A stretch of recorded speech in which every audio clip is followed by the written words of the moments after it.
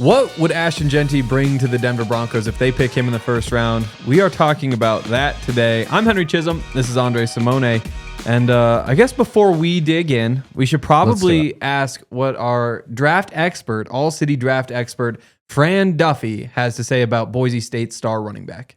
All right, let's talk about Ashton Jeanty, the running back from Boise State, a Heisman Trophy finalist, won the Doak Walker Award as the top running back in college football, was a first-team All-American, and a two-time winner of the Mountain West Conference Offensive Player of the Year. When you watch this guy, there is a lot to like, obviously. One of the top playmakers in this draft. And let's first talk about the usage. A little bit of under center, mostly in the shotgun. A good mix, though, of both zone and gap schemes. A little bit of a tilt towards the latter, a lot of counter, a lot of duo, but he can fit in any kind of system that you're trying to run in the NFL level. The big thing, though, is that this guy was super productive, and everybody knew he was the guy to stop for Boise State. So even though he went up against a lower level of competition most of the time, They tried to load the box and stop him, and he still found a way to gain huge chunk plays. This guy hit 1,000 yards rushing before he was able to hit 100 carries. So he was able to average over 10 yards a pop to start the season. Just an outstanding profile here. Let's get into the positives, because when you're talking about Ashton Jeanty, what is his superpower? To me, it's his competitiveness. He finds every single way to be able to find positive yardage and create yardage for himself. He's got excellent contact balance. He's so hard to get to the ground with the first tackler. He's going to use a stiff arm. He's going to use that stumble bum, that off arm, to keep himself off the ground. He's got some wiggle in the hole to make that first man miss. However he can create yardage for himself as a back, he's going to be able to do it. And that stands out, not just on film, not just when you're watching him on TV or when you're on the sidelines. You look at the numbers, and they are just eye-popping. 4.76 yards after contact per attempt. That is an insane number. Nearly 75% of his yards last season came after contact. Insane number. 0.41 missed tackles forced per attempt. Insane number. This is a guy that creates his own yardage as well as anybody. No running back drafted in the last decade has put two of those numbers together, much less all three.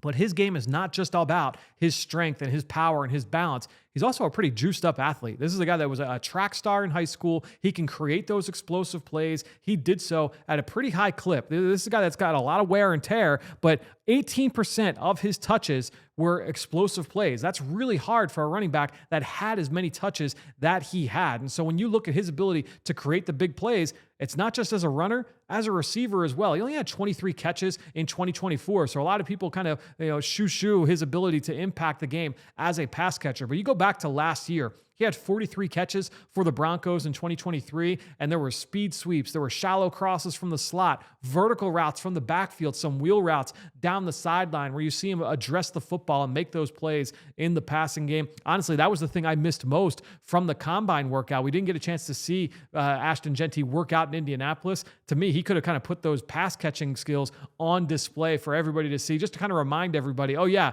this guy can impact the game in the passing game as well. So I think when you're looking at Ashton Jeanty, that's what you love. You love his ability to create his own yardage, and he certainly has that 3-down skill set. I mentioned the ability to fit into a zone or gap scheme.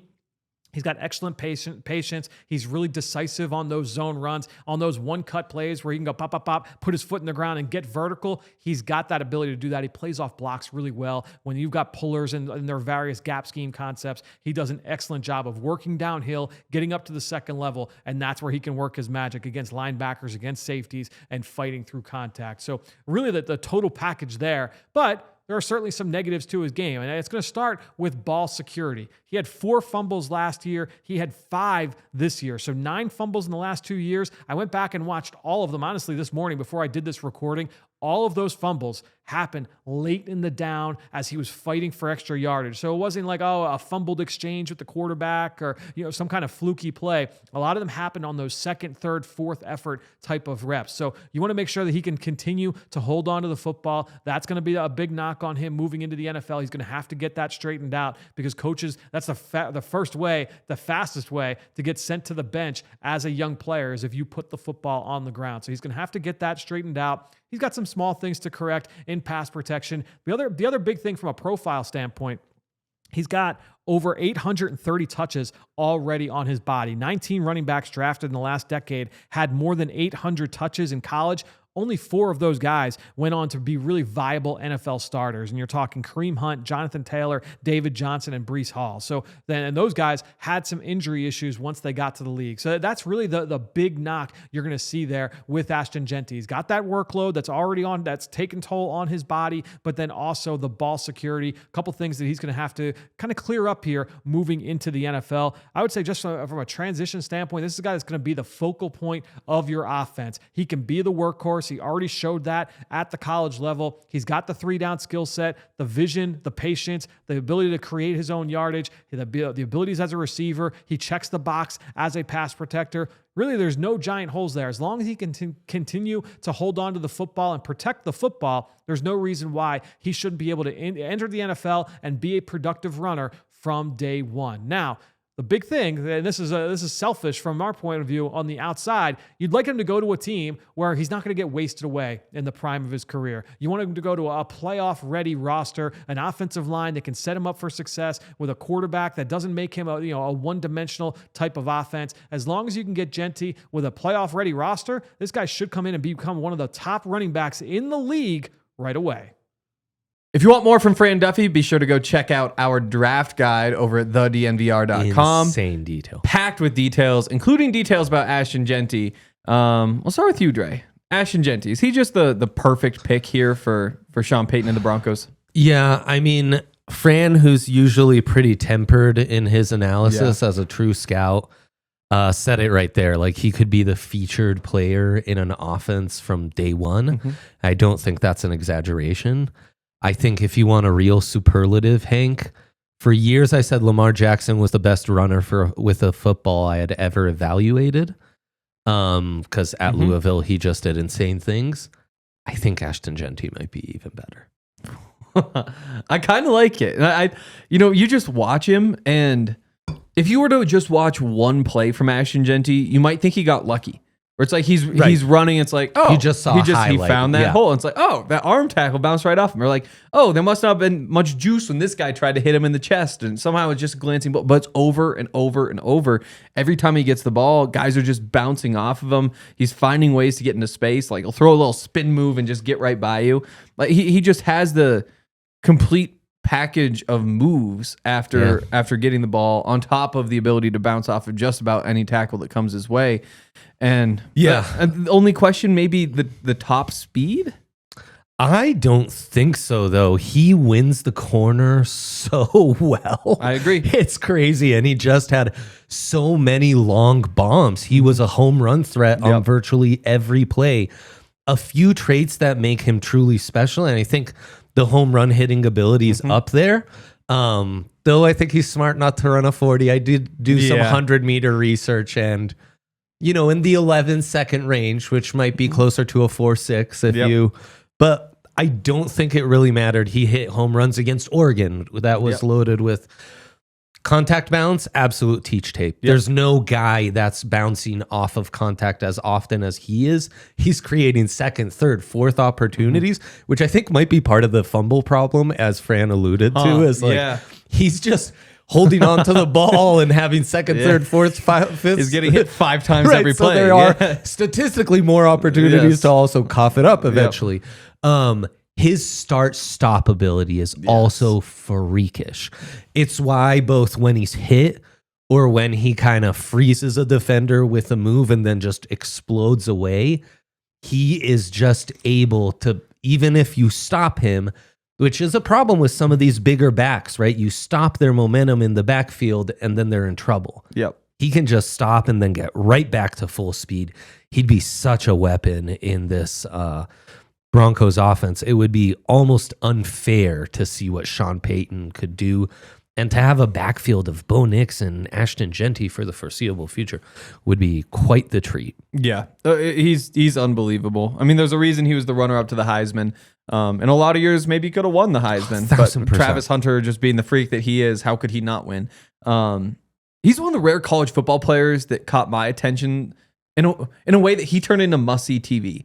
Like the second half of the season, I didn't miss an Ashton Jeanty game. If they had an offensive possession, you kind of wanted to turn Boise on because there was a 50-50 chance an all-time highlight was about to occur. Exactly. You just couldn't stop watching. Yeah. There was one night in particular, I was at a bar and I was there watching the Boise State game, and then Shohei came on during the World Series, and I was like, wow.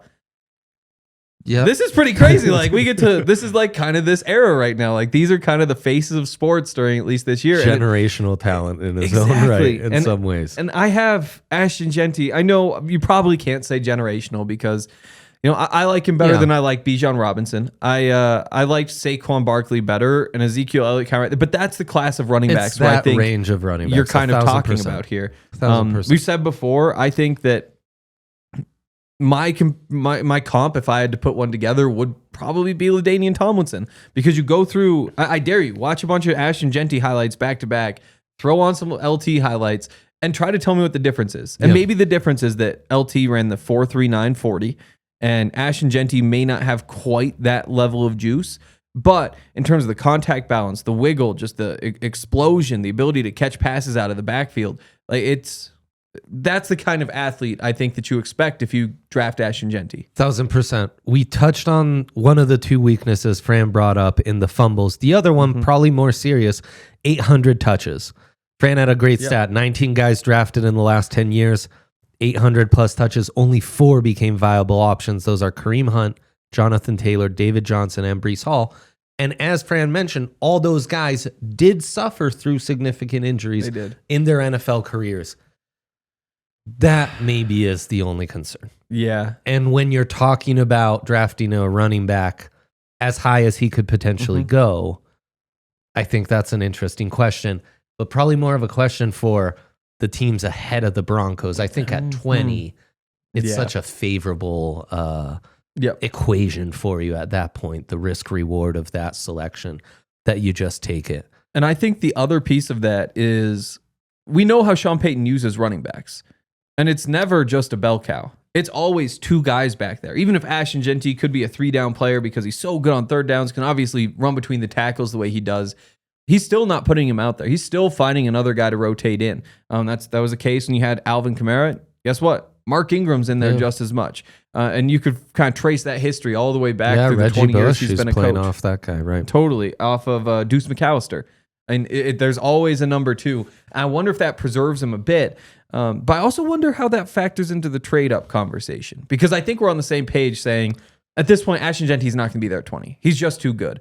But if he is there, pick 10, 11, and you want to move up, you got to give up, say, a second-round pick and maybe a third-round pick next year to go get him. Is that where you get a little bit scared that either you're potentially running him into the ground, or he's only on the field half the time anyway? It's an interesting question. And then do you go back to say, well, the workload in high school, though, was much lighter, So you get into all this. Still just a junior, right? So he's got that to his advantage. But it is, I think that's the interesting cost benefit. It is such a need for the Broncos, though. Such an obvious need, and the only need, really. That's right. So then how does that factor into fascinating conversation? It really is. I know we'd be having a fun time at the draft party if they take Jeanty some way, somehow. Yep. That way, you agree, probably you'd have to trade probably this year's second, next year's third to kind of get into that range. Sounds about right. Yep. And I'd be down to do it. I think the price is reasonable for a guy like this. Just the more you watch him, the more special you feel he is. So what more can you say? What more can you say? And I guess maybe we should stop saying stuff then.